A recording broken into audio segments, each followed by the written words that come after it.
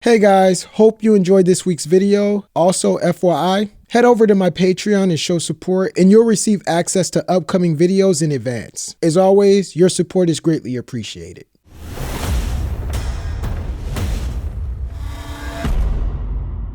Two fun facts. First, both films include a cameo by the director. Ivan Reitman makes the voice of Slimer, and Brad Bird makes the voice of Edna Mode. And second, both directors gave their two children small roles in the movie. Catherine Reitman is the little girl with the puppy, and her older brother Jason Reitman is the "My Dad Says You're Full of Crap" boy at the beginning. In Incredibles, Nicholas Bird is the voice of Jack Jack when he's in monster form, and his older brother Michael Bird makes the voice of Tony Reitinger. In this sequel to the massive pop culture phenomenon, the story picks up where the last one left off. Obviously, the executives were targeting a young audience, and that's the reason why the baby is the key character. The spotlight isn't only on the infant, but on the heroes as well. Despite all the advances in technology and their ability to manipulate the human mind, the good guys struggle to change society's mindset on their public persona. Since the last movie, they've been in hot water. Despite all the good deeds they've done for the city, it doesn't stop the lawsuits from piling on from all the destruction they've caused. Ended up getting sued by every state, county, and city agency in New York.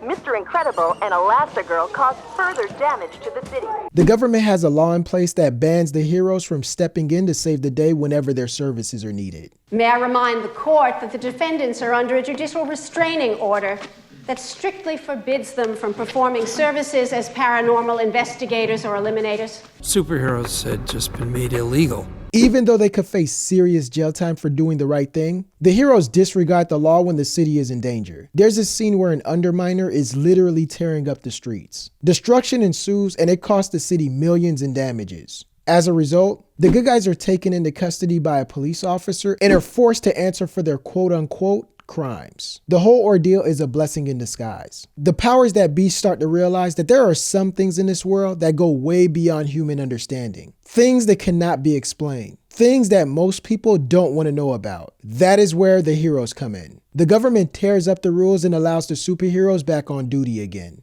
All right! Understand the order? Case dismissed! The legal status of superheroes is hereby restored.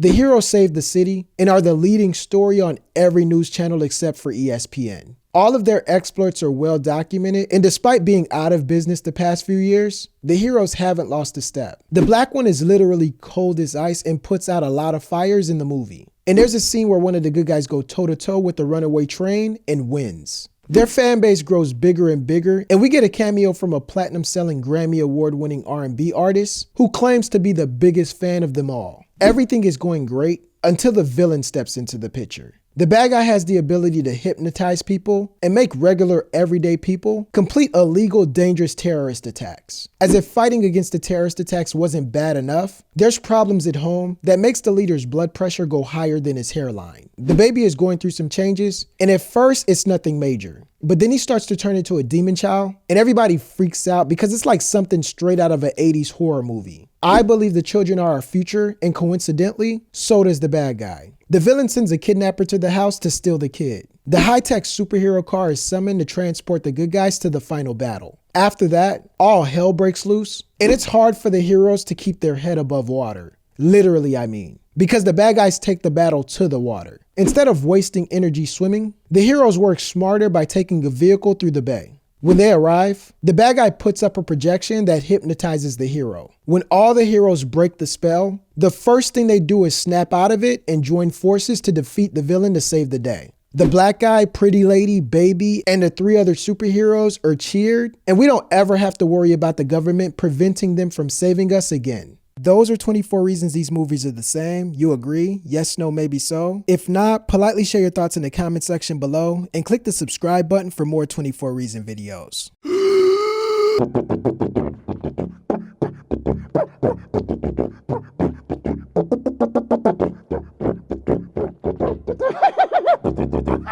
Best elevator music I've ever heard.